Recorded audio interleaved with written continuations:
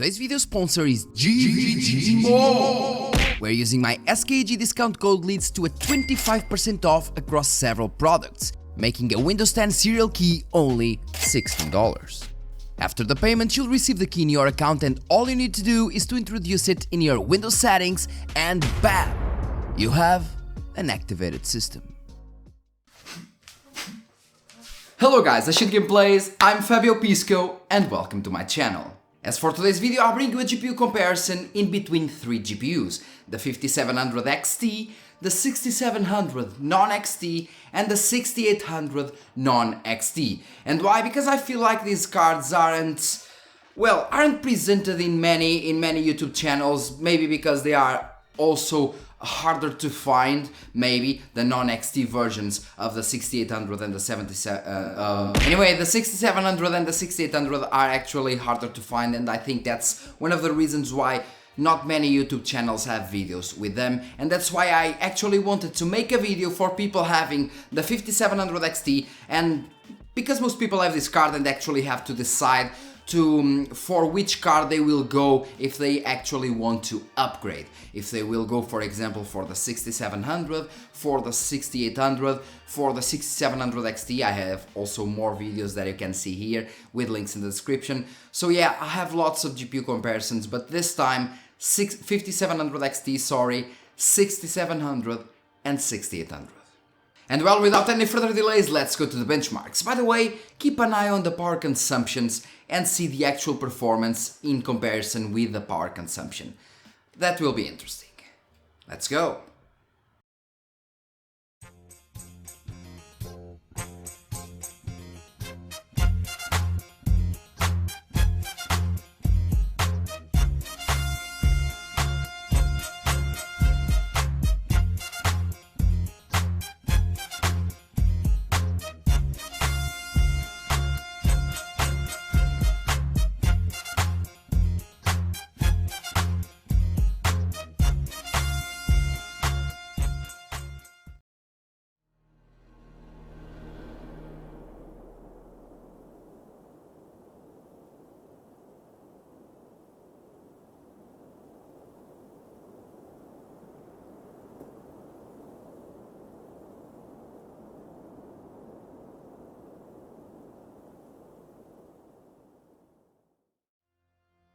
Our first game is the usual Assassin's Creed Valhalla using very high settings. Even at 1080p and stock, the 6700 is barely faster than the 5700 XT, even with way higher clocks. Something that shouldn't be happening, especially in a game like Valhalla. Although we do get a 10 average FPS advantage when using SAM, with the 6800 being miles ahead of both, delivering almost 140 average FPS. At 1440p, the 6700 loses even more ground to the 5700 XT due to having less physical units and a way smaller bus width, 160-bit versus the 256-bit on the 5700 XT. And at 4K, strangely enough, the 5700 XT actually loses performance when enabling Smart Access Memory, while the 6700 gains around 2 average FPS. Also, the 6800 is obviously in a league of its own, as it should, being the only card able to deliver over 60 average FPS at 4K.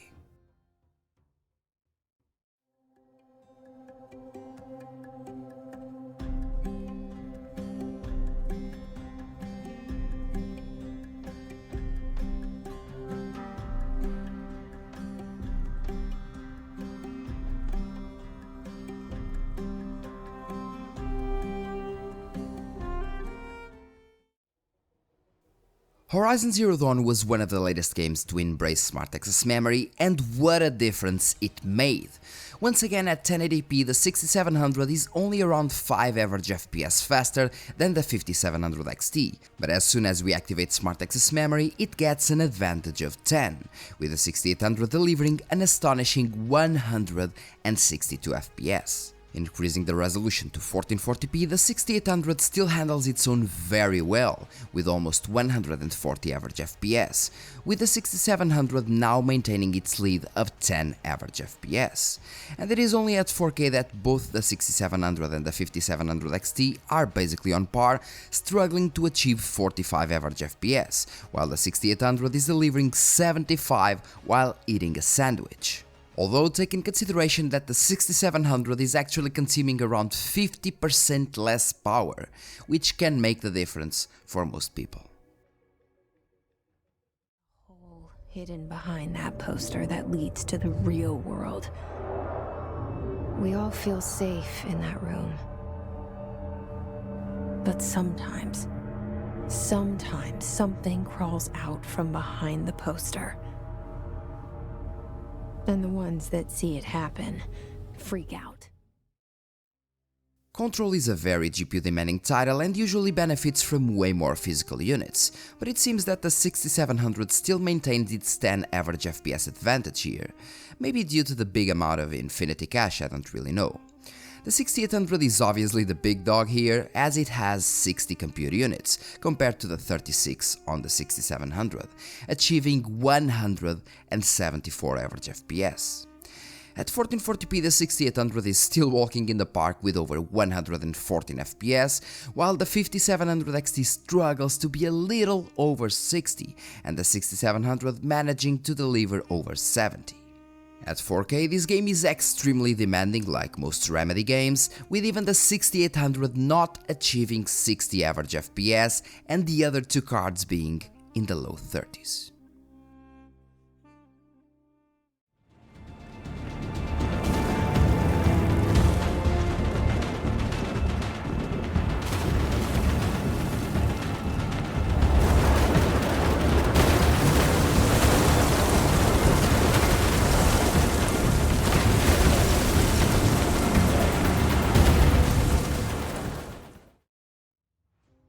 Gears 5 now using Ultra Settings preset.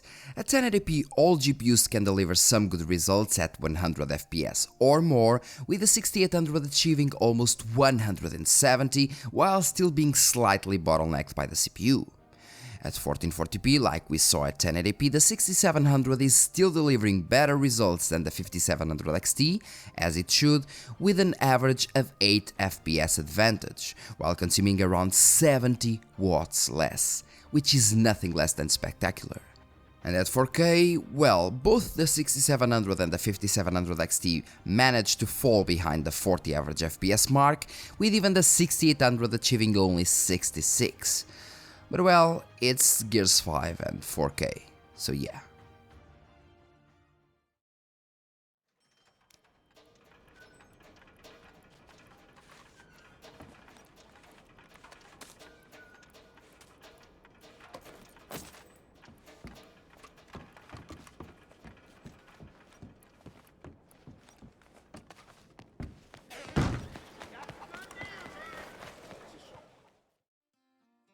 The next title is Red Dead Redemption 2 using high settings and Vulkan API. If you follow my channel, you know the differences Smart Access Memory does in this game. Not much in terms of averages, but in terms of minimums, which are outstandingly higher with this feature activated. And this isn't something that it's just related to the benchmark, as you can clearly feel a smoother experience when playing the actual game. At 1440p, the 6700 still maintains a considerable advantage over the 5700 XT while consuming way less power. And as you saw in the side-by-side comparison, consuming the same power as the 5700 XT, the 6800 achieves way higher FPS numbers, which makes it a very nice upgrade for the 5700 XT users. And of course, at 4K, it is the only card achieving over 60 FPS, with both the other cards staying around 45 or less.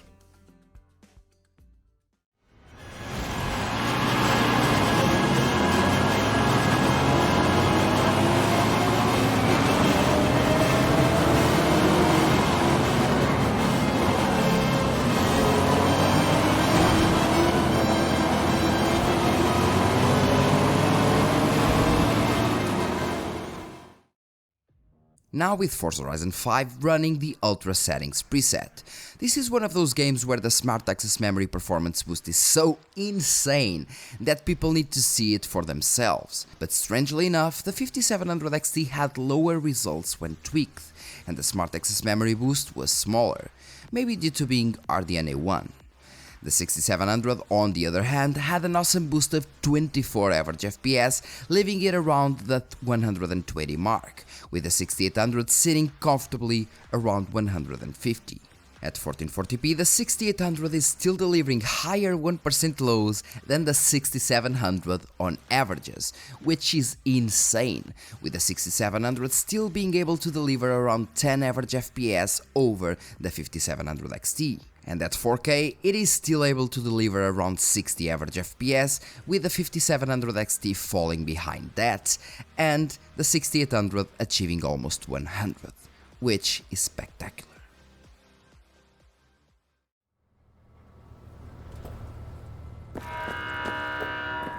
Proceed to customs without undue delay. Now with Cyberpunk 2077, another game that's really heavy, but mostly at higher resolutions. At 1080p, we were still able to achieve over 100 average FPS in this playthrough, with the 6700 delivering 12 average FPS over the 5700 XT, and the 6800 getting an awesome performance boost from Sam, almost hitting the 180 FPS mark. At 1440p, results decreased quite a lot, with the 5700 XT barely managing 60 average FPS, while the 67 was running at around 70, which in terms of smoothness makes the difference. And at 4K the values just massively decrease, with even the 6800 failing to achieve 50 average FPS even at only high settings, which is crazy, not even mentioning the other two cards being below 30. Really heavy game.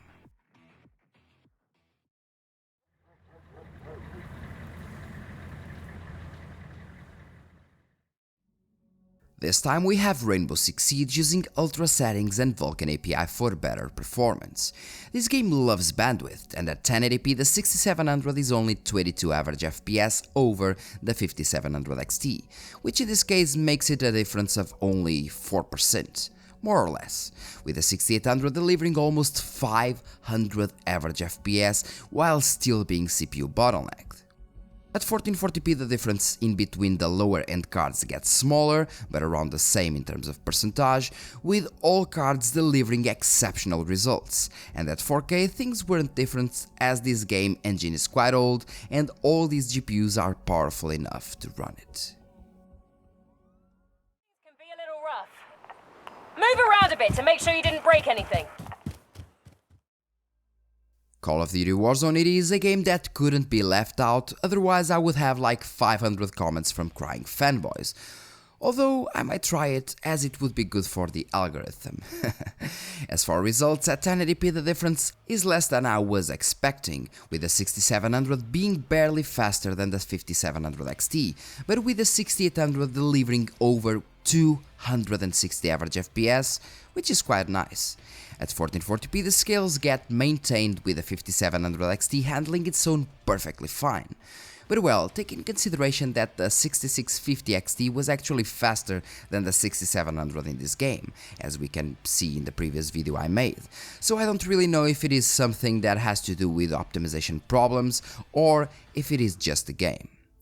At 4K things aren't different at all, with only the 6800 being considerably faster in this particular part.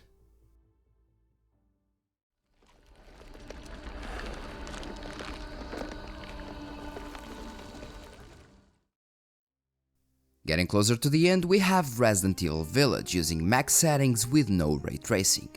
This game uses RE engine, which favors quite a lot the AMD GPUs, even more the most recent ones with higher clocks and more cache. At 1080p the 6700 is now 22 average FPS above the 5700 XT, with the 6800 being a massive 157 FPS over it, this while consuming exactly the same power. At 1440p, the 6700 is still fairly faster than the 5700 XT, while consuming way less power, and at 4K we have the 6700 achieving 60 average FPS, the 5700 XT at around 54, and the 6800 doing one-arm push-ups while delivering 95. Just awesome.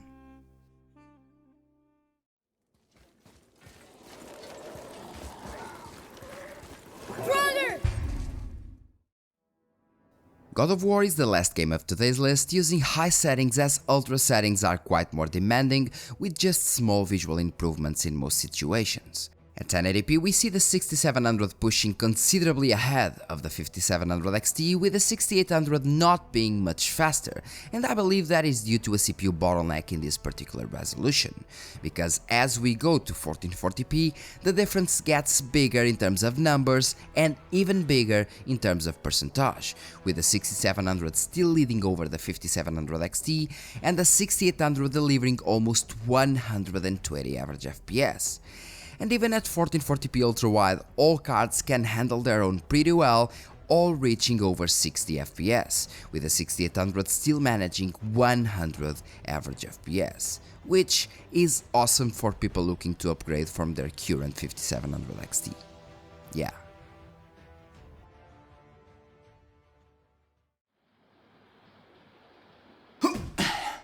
So guys, as for the conclusion, what do you think about the results? Well, in my opinion, if, and I repeat, if you want to upgrade in terms of performance only, the 6800 is the way to go, and it's basically a no-brainer. If you get one chip, just go with it, because it will be way better than the 5700 XT in higher resolutions due to having more physical units, basically more computer units, TMUs, ROPs, everything, so way more infinity cache. Still the 256-bit bus, so it will be way better at higher resolutions, and it will be the card that you want if you want to play most games at 4K or even at 1440p with higher refresh rates, okay? In some scenarios you may want to go with the 6800 XT or the 6900 XT, okay? As for the 6700, well, it is an interesting choice. If you are really annoyed with the 5700 XT and you actually want you just want to change the card, and if you get the 6700 chip, it may indeed be better in some scenarios. For example, the power draw. The power draw is way lower than the 5700 XT, while in most scenarios performing quite better. So better than the 5700 XT in some scenarios at 40, 50 or even 70% less power draw, which is insane, okay? Anything else, if you really want to upgrade, 6700 XT at the minimum that you get the 6700 XT for a upgrade instead of a side grade, and 6800 is the real upgrade over the 5700 XT. That's it. Same power draw, way better performance. And well guys, hope you enjoyed the video. Don't forget to like, subscribe and share the video. Leave your comment in the comment section. Let me know what you think. Let me know if you have a 6700 or a 6800 card, and if you actually love the cards, if you're having problems or not, if you're having problems with the drivers. Some more videos, some more really interesting videos will come tomorrow. For example, one comparing HDD and SSD, but not in terms of loading times. Instead, in terms of stuttering and in terms of shader cache loading, because that's where the difference is for most of you, okay? Some games will stutter a lot due to cache loading because you have them on HDD, and as soon as you move to SSD, well, things will be way smoother. So HDD versus SSD is just not because of the loading, it is because of everything. It will give you an overall smoother experience, okay? That will be an interesting video. Thanks a lot, and see you in the next one.